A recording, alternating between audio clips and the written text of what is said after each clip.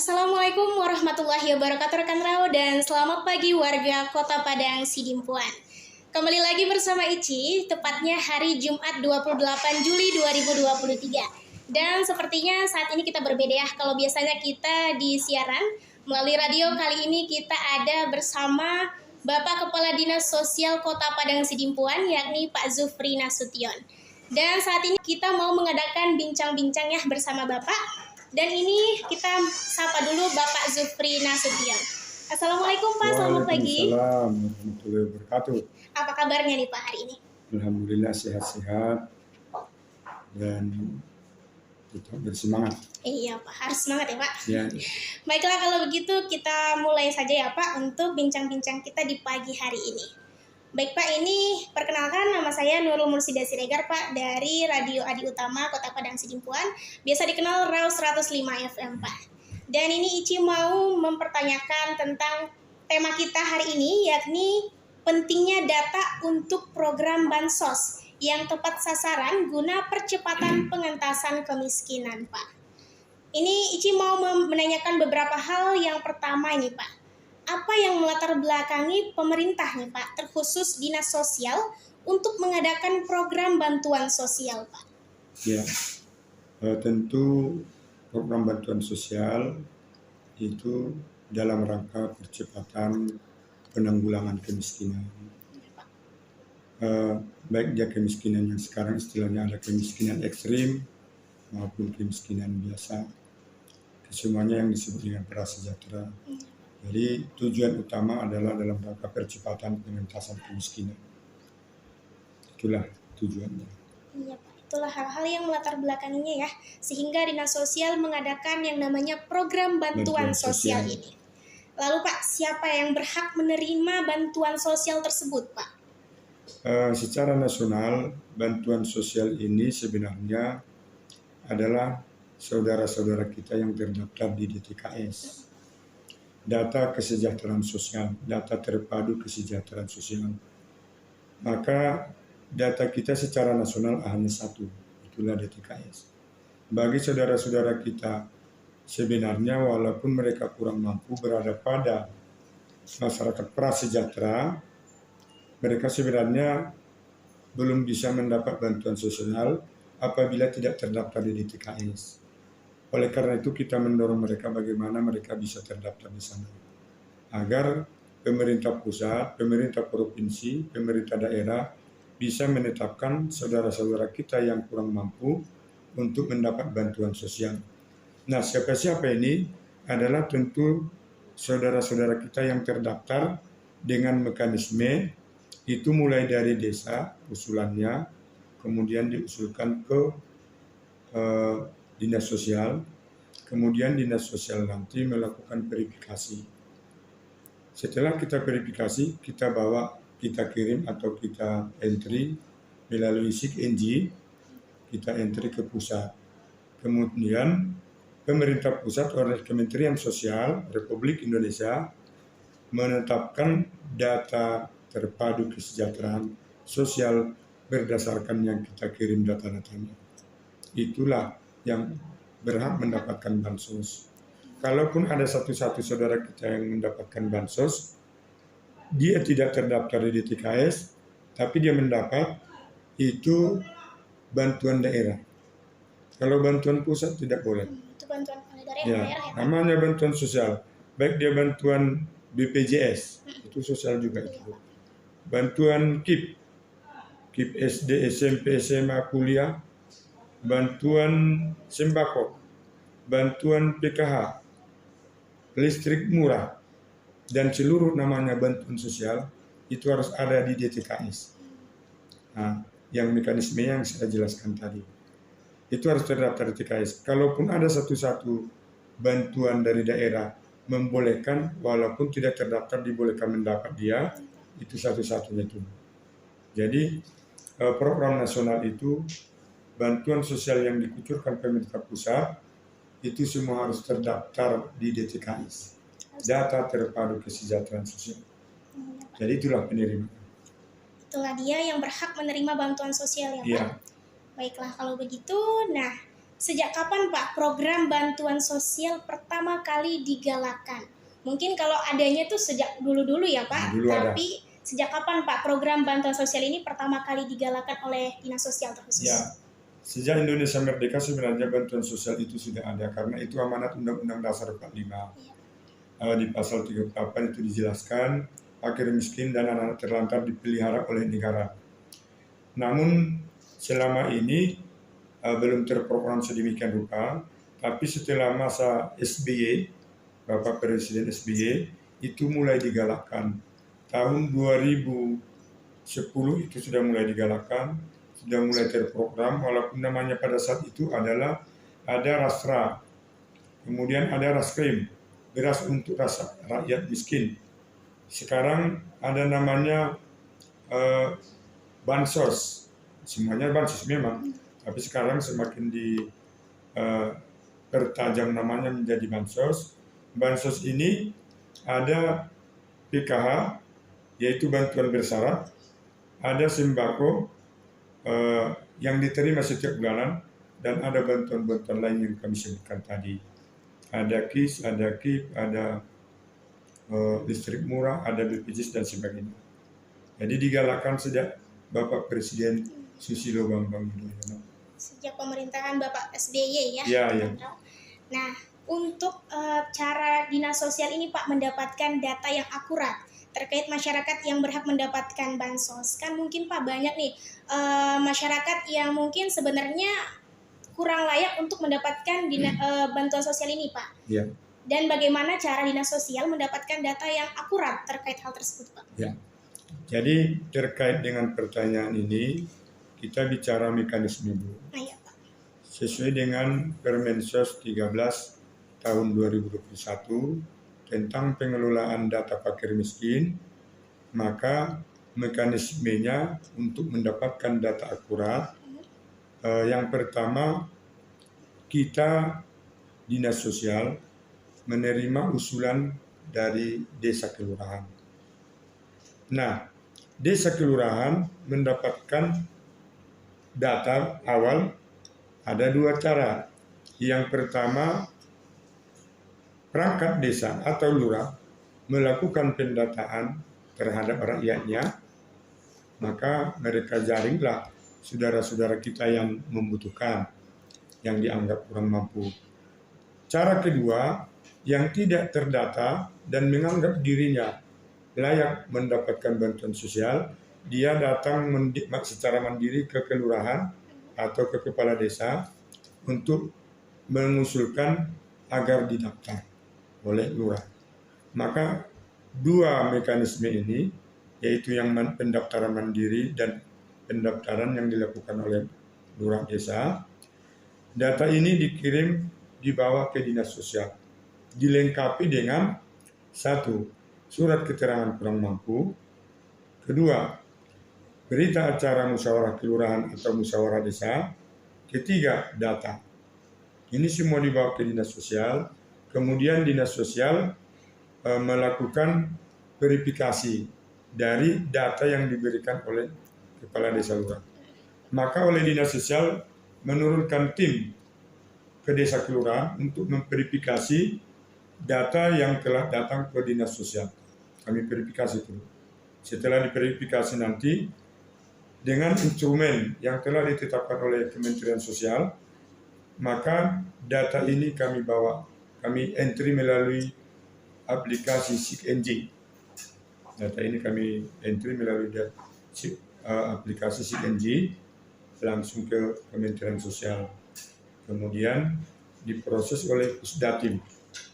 Maka Dinas Sosial dalam hal ini posisinya hanya mengajukan. Yang menentukan nanti apakah yang kita ajukan ini masuk ke DTKS.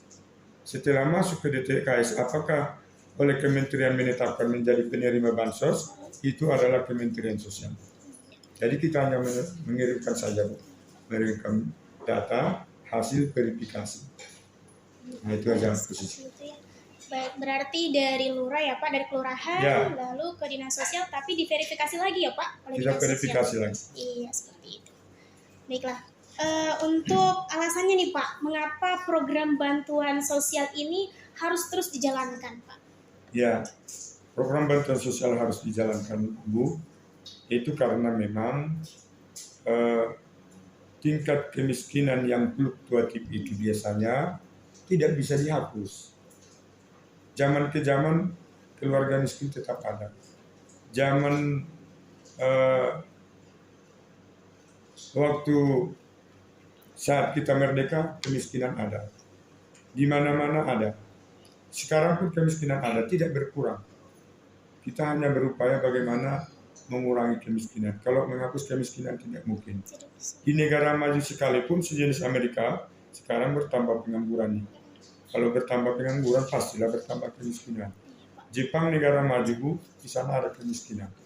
Maka sesuai dengan amanat Undang-Undang Dasar 45 tentang fakir miskin dipelihara negara, itu memastikan memang kita harus secara berkesinambungan melakukan pemberian bantuan-bantuan dalam menstimulan, kemudian mengangkat ekonomi rakyat agar mereka bisa terbantu mengurangi kemiskinannya. Kalau tidak bisa menghapuskan kemiskinan, setidaknya bisa dikurangi.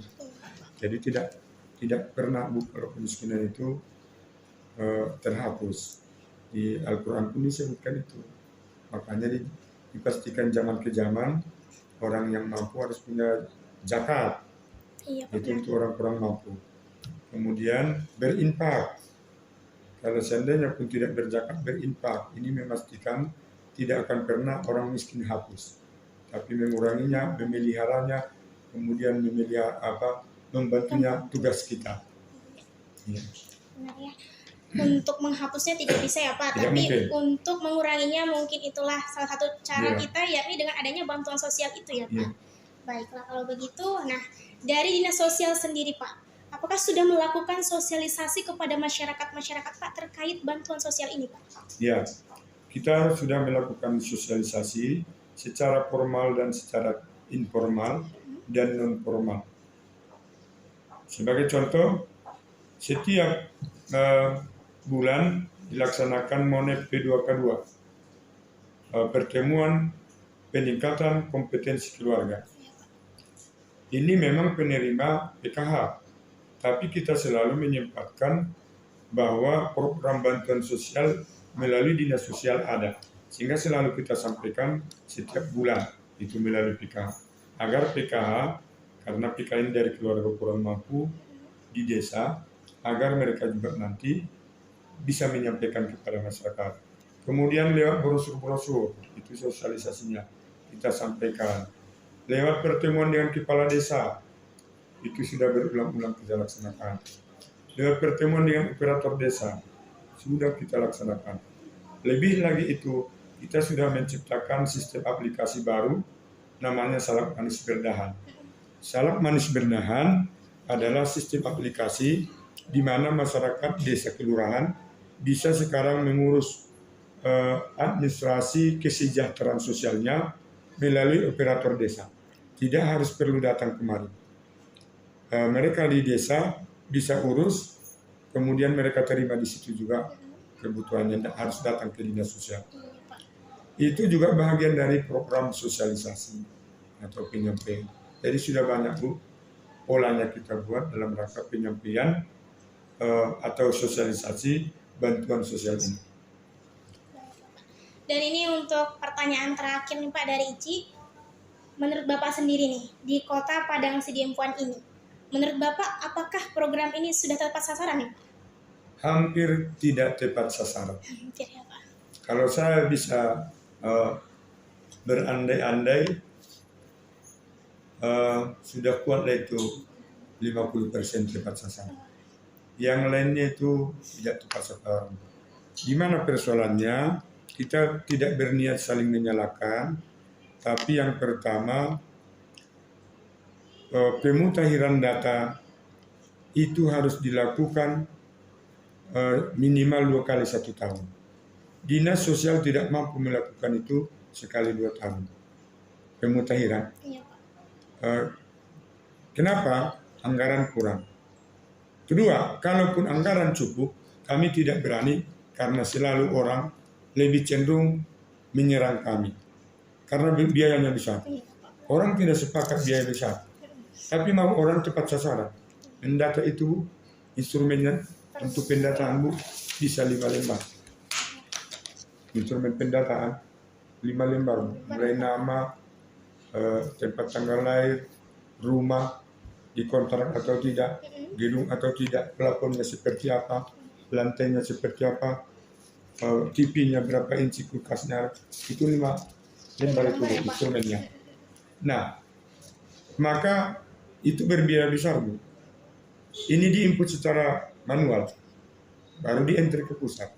Maka biayanya Bu ratusan juta. Kalau kita laksanakan itu, semua pada ribut. Semua diserang, sana serang, sana semua menyerang. Tidak usah saya sebutkan menyerang. Semua tidak rela anggaran itu seperti besarnya. Tapi mereka ingin data kuat, data akurat, data valid. Tapi kalau kami buat misalnya anggaran 200 juta, 300 juta, ini kami diserang. Kalau selalu diserang, kami tidak pernah nyaman. Nah itu. Nah, dilaksanakan misalnya sekali 2 tahun. Apalagi dilaksanakan seperti itu. Kalau tidak dilaksanakan Bu, orang yang miskin 2 tahun yang lalu, sudah lumayan hari ini, di akhirnya kalau tidak dimutakhirkan, dia tetap menerima bantuan. Apalagi ini programnya sudah 7 tahun.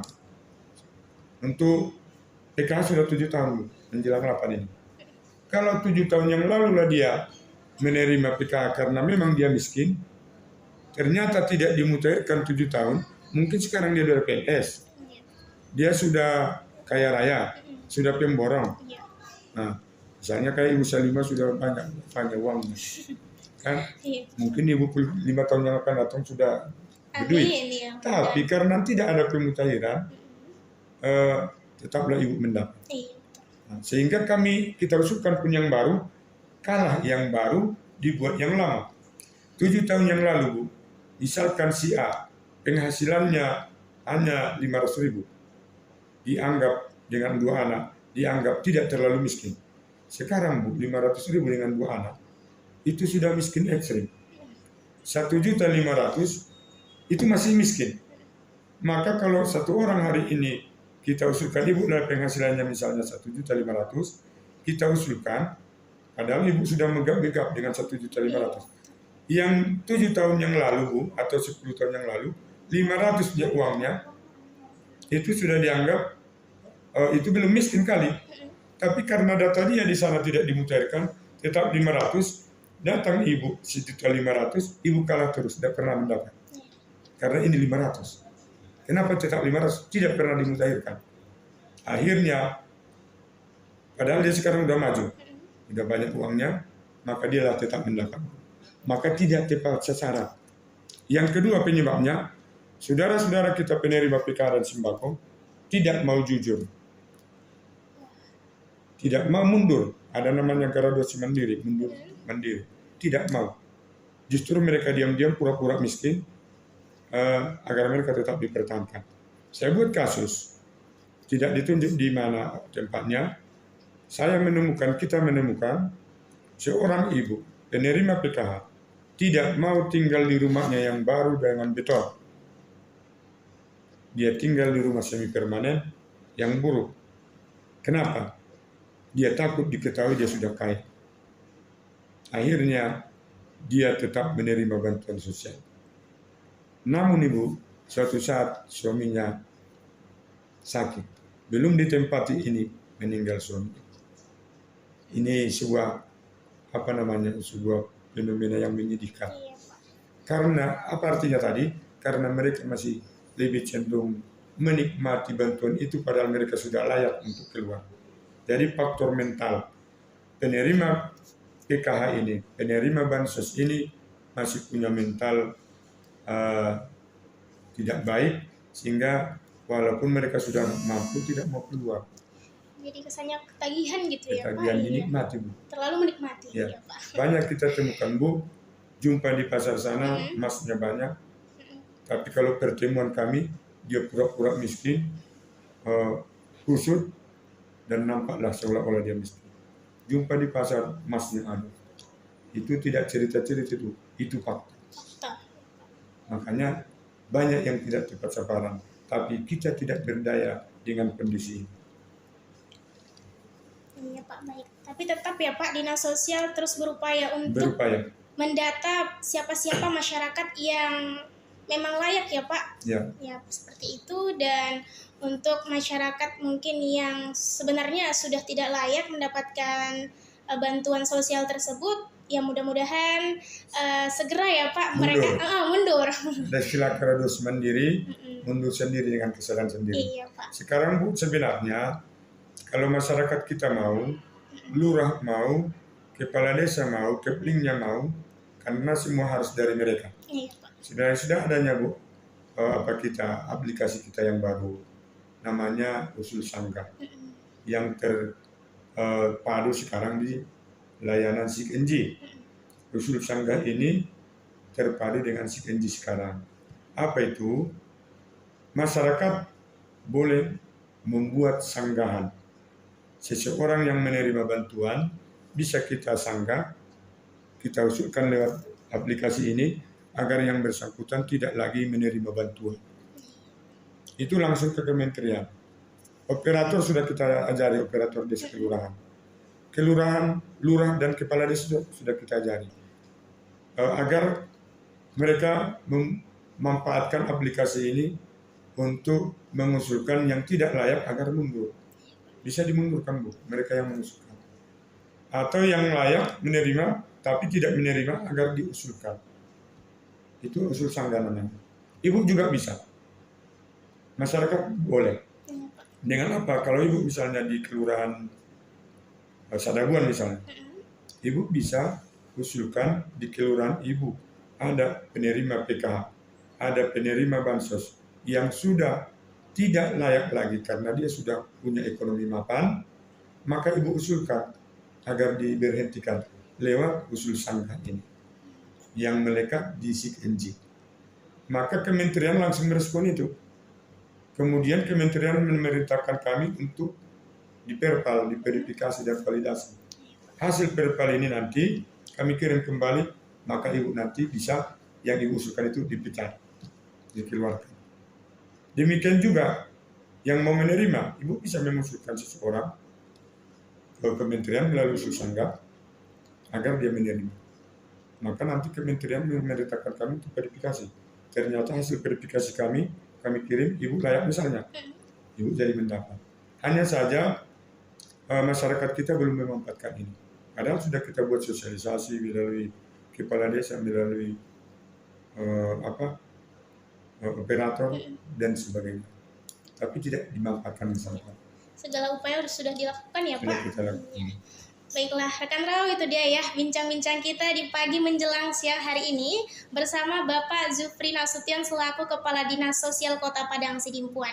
Baik Pak, untuk closing statement-nya nih Pak, apa harapan Bapak atau mungkin pesan-pesan untuk para masyarakat yang sudah tidak layak lagi untuk mendapatkan bantuan sosial ini Pak? Baik, yang pertama kepada masyarakat kami Kota Padang Sidimpuan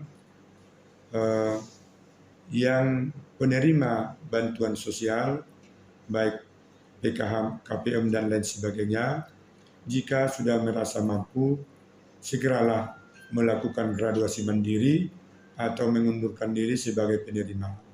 Karena masih banyak saudara-saudara kita yang lebih kurang mampu yang pantas menerima itu daripada kita. Yang kedua, kerelaan saudara-saudara kami yang menerima bantuan, kerelaan untuk mundur adalah sebahagian dari kemuliaan hati saudara untuk bisa berbagi dengan saudara yang lebih membutuhkan. Kemudian para saudara-saudara kami perangkat desa, kelurahan, kami harapkan lebih teliti dan lebih seriuslah dalam rangka mengajukan calon penerima bantuan sosial sehingga yang diusulkan itu nanti menjadi tepat sasaran. Dan jangan ragu mengusulkan saudara-saudara kita penerima bantuan, sebenarnya mereka tidak pantas lagi menerima bantuan, maka usulkanlah mereka untuk mundur. Kalau perlu dorong mereka untuk mundur, agar mereka nanti mundur secara mandiri, tidak secara terpaksa. Kalau mereka mundur, maka berapa orang yang mundur itu akan digantikan oleh saudara kita yang lebih membutuhkan lagi. Sehingga Kementerian Sosial nanti dan Dinas Sosial akan menggantikan saudara kita yang mundur tadi dengan saudara yang lain yang lebih layak penerima bantuan sosial. Itu harapan kami, sehingga harapan kita ke depan pemberian bantuan kepada masyarakat kita itu lebih tepat sasaran. Demikian barangkali closing. Iya Pak. Baiklah, kalau begitu terima kasih kepada Bapak Zufri Nasution selaku Kepala Dinas Sosial Kota Padang Sidimpuan. Terima kasih atas waktunya Pak, dan itu dia ya. Mungkin pesan-pesan dari tema kita, pentingnya data untuk program bansos yang tepat sasaran guna percepatan pengentasan kemiskinan. Akhir kata dari Ici, wassalamualaikum warahmatullahi wabarakatuh. Selamat siang rekan-rekan.